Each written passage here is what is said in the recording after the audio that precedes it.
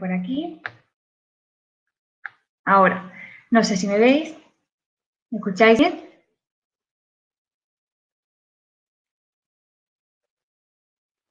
Vale, bueno, pues vamos a comenzar de nuevo la formación de aspectos jurídicos.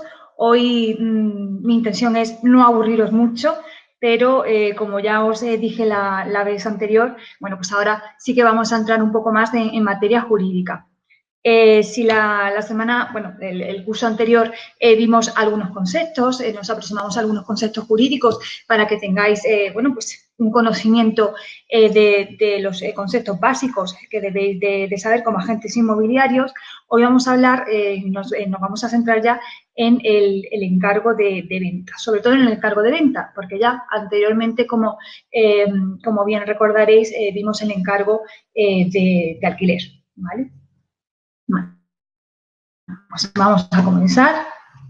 También vimos algunos aspectos importantes de la modificación de la Ley de Arrendamientos Urbanos, que eso es fundamental de que lo sepáis. Y también hicimos especial mención al usufructo y la nueva propiedad. Yo espero que por lo menos os hayáis leído el glosario inmobiliario con los conceptos que os hemos facilitado, porque así, de esta forma, bueno, pues... porque así de esta forma... Excelente pregunta. Bueno, un segundito, que es el móvil. Bueno, pues así de esta forma, pues, cuando un cliente os pregunte, os va a sonar los conceptos. A lo mejor no vais a saber explicaros técnicamente, pero sí con vuestras palabras, y eso es importante. Como ya os digo, hoy vamos a ver el encargo de gestión inmobiliaria, sobre todo nos vamos a centrar en el encargo de venta. Y, bueno, pues aquí tenéis el índice, el contrato, se distingue entre el contrato de corretaje, el de mandato, vamos a ver también el contrato de arrendamiento de servicios, la diferencia entre ambos contratos, porque, bueno, aunque tienen similitudes parecidas, sí que son diferentes. Después el contenido de la nota de encargo y, por último, el expediente.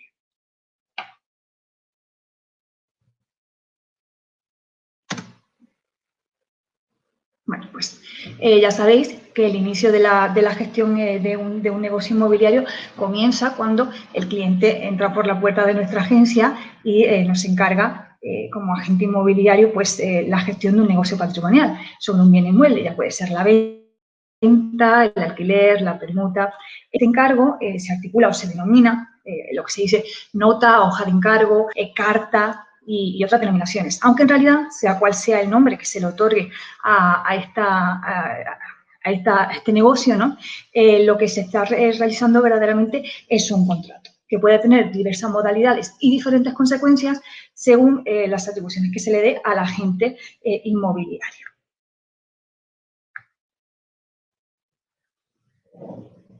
Este contrato que se va a realizar entre el cliente y el gestor inmobiliario, es decir, la nota de encargo, normalmente adoptará según las necesidades, algunos de los siguientes contratos. El contrato de corretaje o mediación, el contrato de mandato o el contrato de arrendamiento de servicios. Esas son las tres modalidades que existen.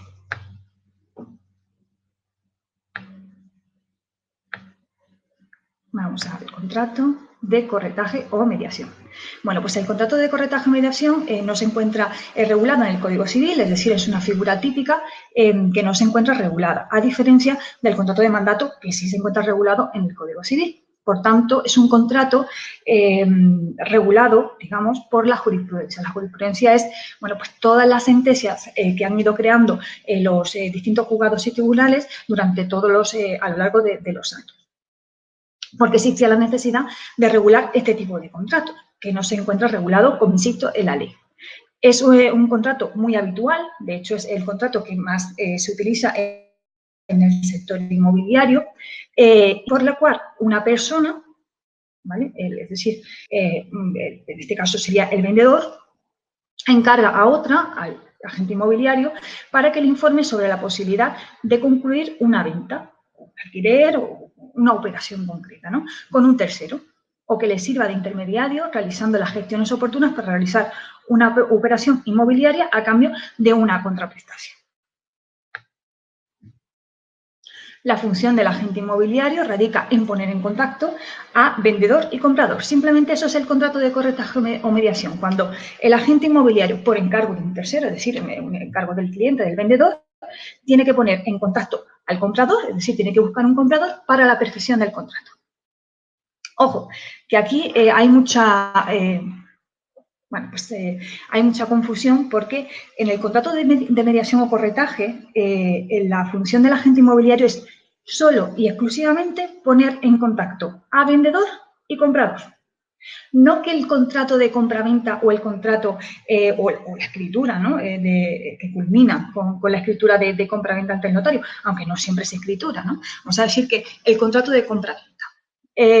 Aunque no se celebre el contrato de compraventa, el agente inmobiliario ha realizado su trabajo. ¿Por qué? Porque en el contrato de corretaje o mediación, que lo tengáis claro, solo y exclusivamente el agente inmobiliario tiene que poner en contacto a comprador y vendedor y comprador, ¿vale? Según sea quien le realice el encargo. Normalmente es el vendedor, pero bueno, hay algunos casos que puede ser el comprador, ¿vale? Entonces, se trata, por tanto, de un contrato cuyo objeto consiste esencialmente en la prestación de servicios encaminados a la búsqueda, localización y aproximación de futuros contratantes. El agente, como ya hemos dicho anteriormente, tendrá derecho a cobrar sus honorarios desde que pone en contacto a vendedor y comprador. Y es decir, el comprador, acepta la oferta, ¿vale? Por tanto, la perfección del contrato principal ya no depende del agente inmobiliario, es decir, del contrato de compra-venta, la perfección de la venta no depende del agente inmobiliario. ¿Por qué? Porque el comprador ya ha aceptado la oferta, es decir, su función ya la ha cumplido. He puesto en contacto al vendedor que me ha encargado este objeto, lo he puesto en contacto con el comprador y este ha aceptado la oferta que ha hecho el vendedor. Por tanto, mi trabajo ya está hecho. Que después el vendedor se echa para atrás o el comprador dice, oye, que yo no firmo el contrato de compra-venta porque no quiero, porque prefiero este inmueble. No pasa nada. Yo, como agente inmobiliario, tengo derecho a cobrar mis honorarios porque mi función no era de que el comprador aceptara y se llevara a cabo la operación, sino simplemente poner en contacto a vendedor con comprador. Entonces, por tanto, la gente tendrá derecho a cobrar sus honorarios desde que se pone en contacto a vendedor y comprador y este acepta la oferta.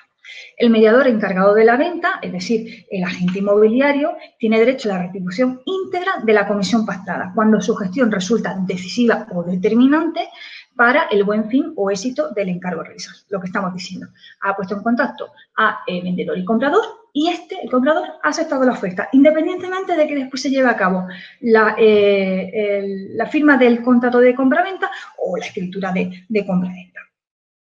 Entonces, el agente inmobiliario no se compromete a vender el inmueble, la vivienda, local, oficina, pero sí a realizar todas las actividades encaminadas para conseguir ejecutar el encargo con el cliente. Es decir, que el cliente, que el comprador, perdón, acepte la oferta. Simplemente eso. El contrato de mediación puede extinguirse por la renuncia del oferente, es decir, la revocación por parte del cliente. Todo contrato de mediación o de corretaje se puede revocar. Y se puede revocar, además, en cualquier momento. ¿Por qué? La dificultad la peculiaridad de estos contratos es que se puede revocar muy fácil. ¿Por qué? Simplemente el vendedor puede decir que ya no confía en el agente inmobiliario. Entonces, cuando ya no confía en el agente inmobiliario, puede alegar esa causa y el contrato se revoca, se extingue, ¿vale? La revocación del contrato de corretaje debe interpretarse bajo el principio de buena fe contractual, es decir, si vemos que existe mala fe por parte del vendedor, es decir, que nosotros hemos puesto en contacto al vendedor y comprador y revoca el contrato de corretaje, de mediación, y posteriormente nos enteramos que se ha perfeccionado el contrato con el comprador que nosotros hemos presentado al vendedor, pues ahí sí que existe mala fe. Eso no es una situación en que el vendedor ha operado con buena fe, sino todo lo contrario, con mala fe. Ahí sí podremos denunciar al vendedor y además exigir la cantidad total de nuestros honorarios. El pacto de exclusividad también en el contrato de corretaje puede ser de exclusiva o sin exclusiva. Exclusiva es simplemente que el vendedor o el cliente, en este caso, cuando nos encarga, cuando nos hace el encargo de venta, no puede o tiene prohibido poner a la venta con otra agencia el inmueble. Aquí tenemos que tener claro que el vendedor por su cuenta, el cliente, sí que puede vender por su cuenta el inmueble, siempre y cuando no sea con una persona, con un comprador en este caso, que nosotros hayamos presentado previamente. Pero en todo momento, sea con exclusiva o sin exclusiva, que es cuando se ofrece el inmueble a varias agencias para que le hagan las gestiones, ya no tenemos en nosotros la exclusiva, siempre, siempre, siempre va a poder vender por su cuenta.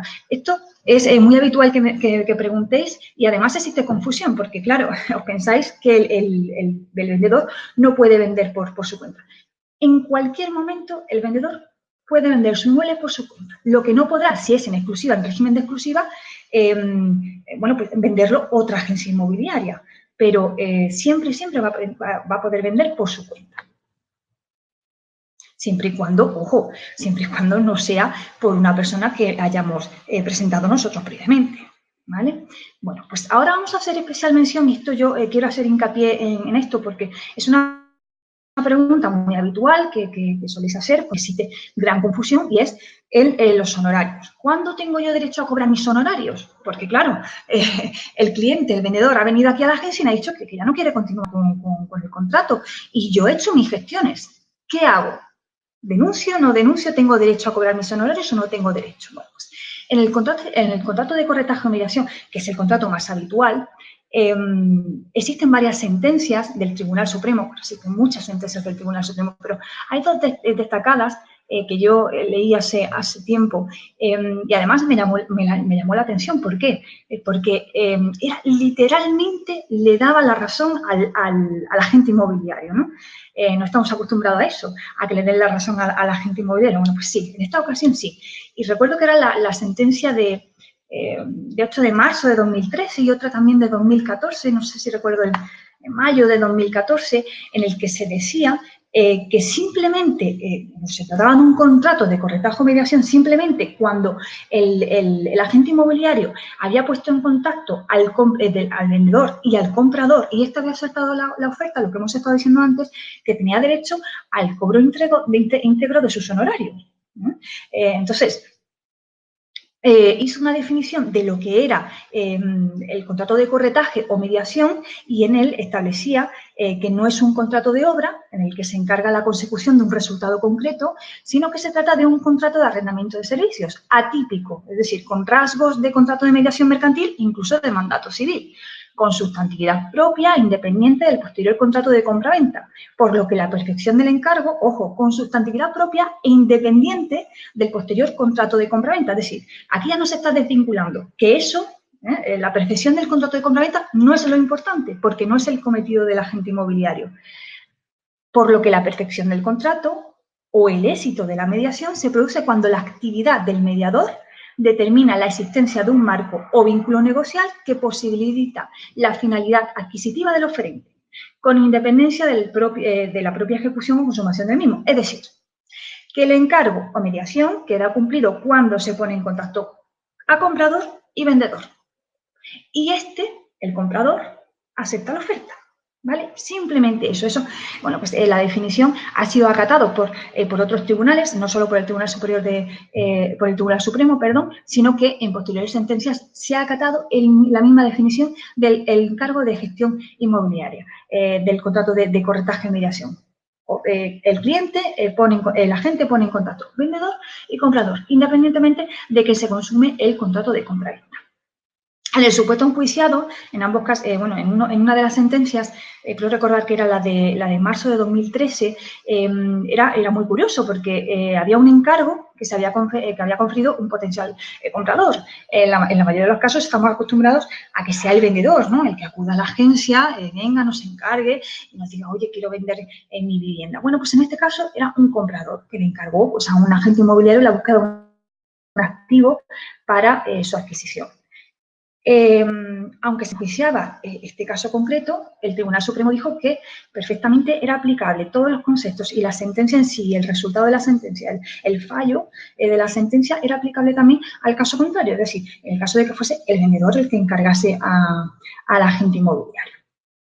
Entonces, en este supuesto, el mediador, el agente inmobiliario, negoció y consiguió un contrato de opción de compra para el comprador, ¿no?, que le había encargado la gestión. Y finalmente, por diversos avatares, el comprador o vendedor, no se llevó a cabo, no se ejecutó la opción de compra. Y en este caso, el Tribunal Supremo pues dictaminó que sí, que tenía derecho al cobro íntegro de sus honorarios, ¿vale? El tribunal no solo declara el derecho, fijaros el fallo, el tribunal no solo declara el derecho al cobro de los honorarios o comisión de la agencia, en el supuesto, sino que además el tribunal advierte de que la conclusión alcanzada resulta aplicable a todos aquellos supuestos en que conseguida la perfección o eficacia del marco negocial, es decir, el cumplimiento o consumación del mismo, no se da por causas ajenas a la gestión encaminada.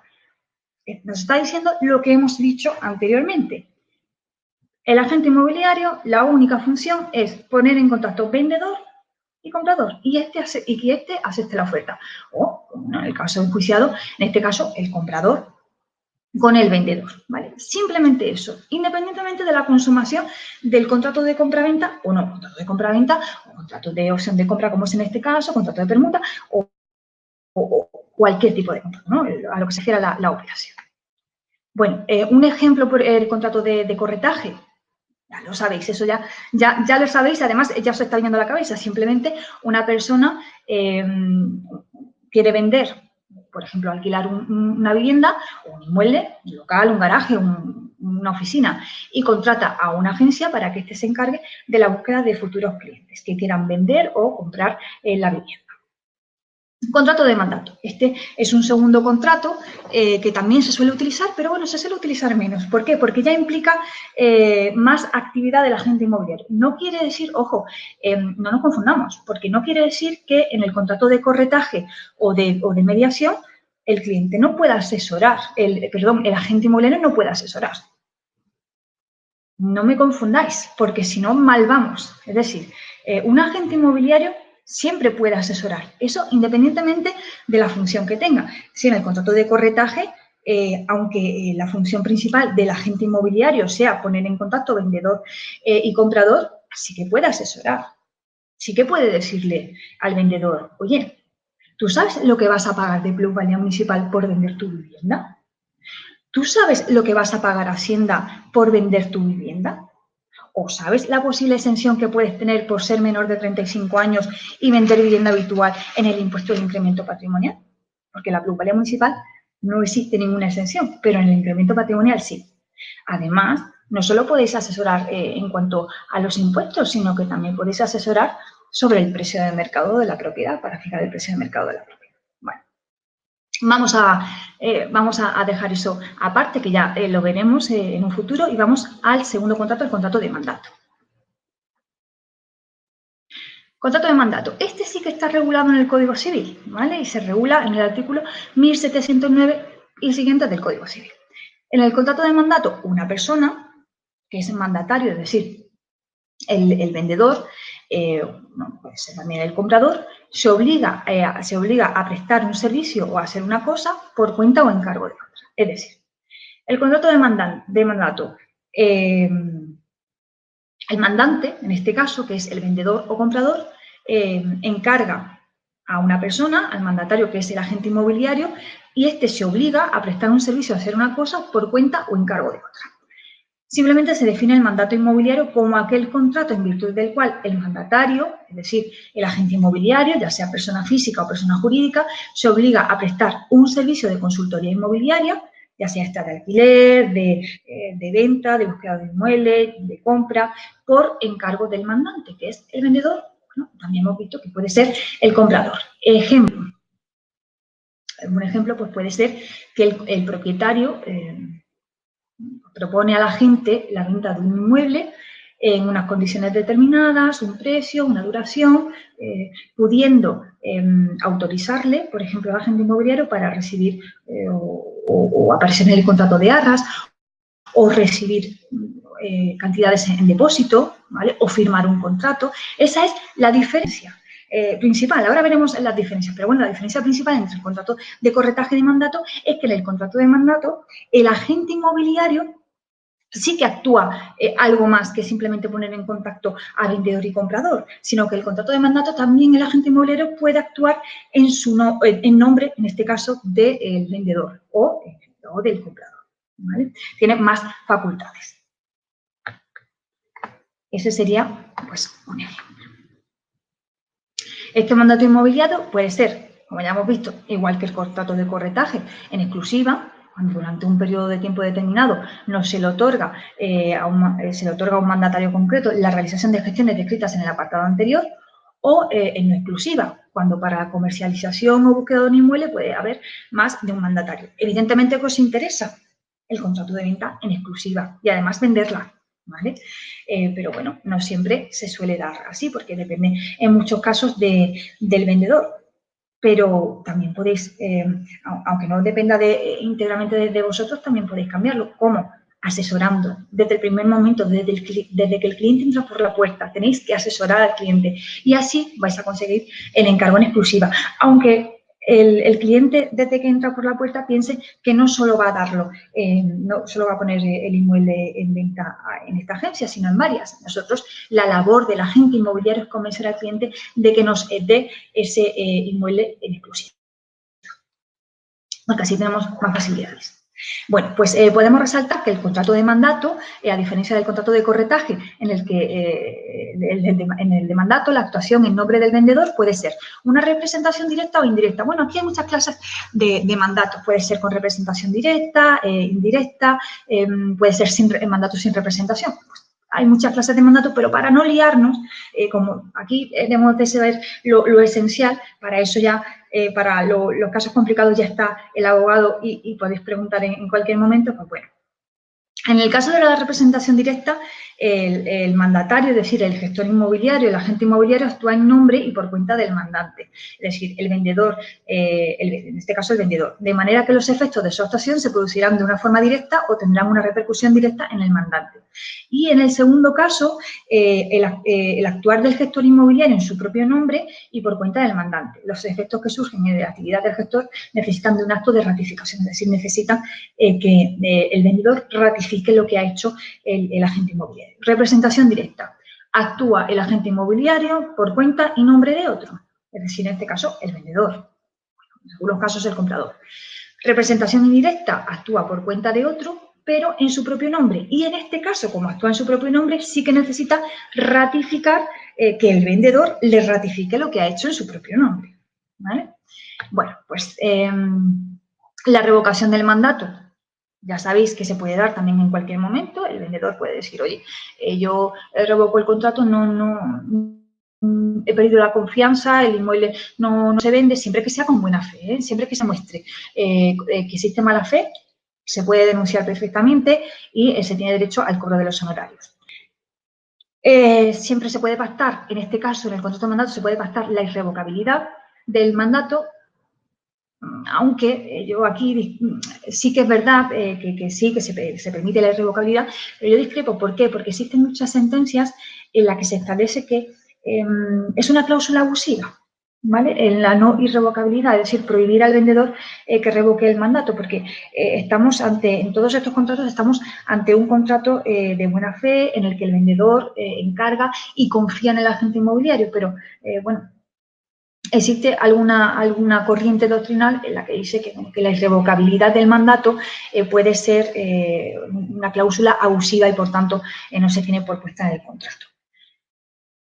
Siempre que se haga conforme a la exigencia de la buena fe y con el debido plazo de antelación para que el mandatario pueda cesar debidamente su mandato. Bueno, se puede pactar la irrevocabilidad, pero ya sabéis que hay una corriente doctrinal que la considera abusiva. Vamos con el siguiente contrato. Contrato de arrendamiento de servicios. Este contrato es el menos utilizado,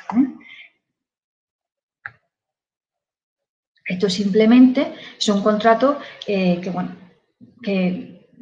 se asemeja más a las relaciones laborales, por eso es un contrato que se utiliza poco. Se puede definir como aquel contrato en el que una de las partes se obliga a prestar a la otra un servicio a cambio de un precio cierto, aunque no siempre se puede determinar el precio exacto. Por ejemplo, vamos a poner un ejemplo de qué sería el contrato de arrendamiento de servicios. Imaginaros que una empresa constructora va a realizar, no sé, viviendas y le encarga a la agencia inmobiliaria que en un plazo de 6 meses le venda esas viviendas. Claro, la agencia inmobiliaria no puede determinar el precio exacto. ¿Por qué? Porque dependerá de las viviendas que haya vendido. Puede ser que no haya vendido ninguna, puede ser que haya vendido 2, puede ser que haya vendido 4. Pues eso sería un ejemplo del contrato de arrendamiento de servicios. Diferencias entre el contrato de corretaje, de mandato y arrendamiento de servicios. Bueno, las diferencias las hemos estado viendo antes, son fáciles. Contrato de corretaje. El agente inmobiliario actúa por su cuenta, ¿vale? El corredor mediador no actúa por regla general por nombre y representación del cliente, sino que se limita a poner en contacto a las partes para que luego ellas, libremente, sean las que negocien y celebren el contrato de compra. Para el supuesto en el que lo que existe es un mandato, el gestor mandatario podrá negociar y celebrar el contrato en nombre del cliente. En el caso del mandato sin representación, sí que ya lo hemos citado antes, la diferencia está en que podrá negociar y celebrar el contrato que con posterioridad necesitará obligatoriamente que sea ratificado por el mandante, es decir, por el cliente, por el vendedor. Gestión esta que se aleja completamente de la mera puesta en contacto entre vendedor y comprador, que es lo que integra el contrato de corretaje. Contrato de corretaje, simplemente agente inmobiliario pone en contacto vendedor y comprador. Este acepta la oferta y nos olvidamos, es decir, ya está. Esto es, el agente inmobiliario ya ha hecho su trabajo, independientemente de la consumación del contrato posterior. Contrato de mandato. El agente inmobiliario puede actuar en nombre y representación del cliente para negociar un contrato. Además, bueno, pues puede, por ejemplo, ser depositario, ¿no? de las arras. Esto se da muy habitualmente. Yo soy depositario como agente inmobiliario, entro en el contrato de arras y además digo que voy a ser depositario de las cantidades recibidas en concepto de arras por parte del comprador. Es decir, que yo voy a ser el encargado de, en el caso de incumplimiento por parte del vendedor, pues devolver la cantidad entregada y además exigirle al vendedor el doble de la cantidad, o bien, en el caso de que el comprador sea el que se eche para atrás, pues le voy a dar al vendedor la cantidad depositada, ¿no? En mi agencia, digamos. O también puede celebrar un contrato de compra-venta, no solo el contrato de arras que actúe como depositario. Puede darse muchísimos casos. Respecto al contrato de arrendamiento de servicios, podemos indicar que es similar al de corretaje, pero la diferencia está en la retribución, que mientras que en el contrato de corretaje únicamente surgirá la retribución cuando se ponga en contacto a vendedor y comprador, en el contrato de arrendamiento de servicios, bueno, pues el precio, la determinación del precio dependerá de lo que se haya hecho o no. Ya os digo que el contrato de arrendamiento de servicios es el menos utilizado porque es una figura similar al contrato laboral. Bueno, pues una vez ya hemos hecho mención a la nota de encargo y a los tipos de contratos que pueden surgir, el contrato de corretaje, el contrato de mediación o el contrato de arrendamiento de servicios, ahora vamos a ver el contenido de una nota de encargo, que también es importante, porque bueno, hay veces que no sabemos qué contenido o qué debe aparecer en la nota de encargo.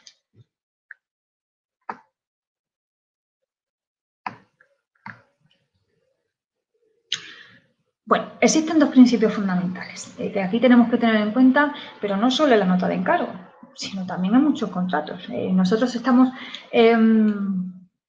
muchas veces nos enfocamos en ponerle el nombre a los contratos. Y bueno, pues un contrato de compra-venta, el contrato de arras, el contrato de compras, el contrato tal. Y además, muchas veces me preguntáis, oye, ¿puedo poner esta cláusula en el contrato? Yo pienso que esta cláusula yo no la puedo poner. Bueno, en un contrato, en cualquier contrato, en el de arras, en la opción de compra, en la nota de encargo, en cualquier contrato, podéis poner todas las cláusulas pactadas por las partes, es decir, entre vendedor y comprador, siempre y cuando no sea contraria a la ley. ¿Vale? Muchas veces sí que preguntáis, oye, en un contrato de arrendamiento, el vendedor quiere que se ponga en el contrato que la duración del contrato de obligado cumplimiento es de 1 año. Bueno, ya sabéis que eso es imposible de que pueda ser. ¿Por qué? Porque la ley de arrendamientos urbanos anteriormente y ahora con las últimas modificaciones, que sigue exactamente igual ese precepto, se dice que el arrendatario, el inquilino, puede desistir del contrato transcurridos los 6 primeros meses, siempre y cuando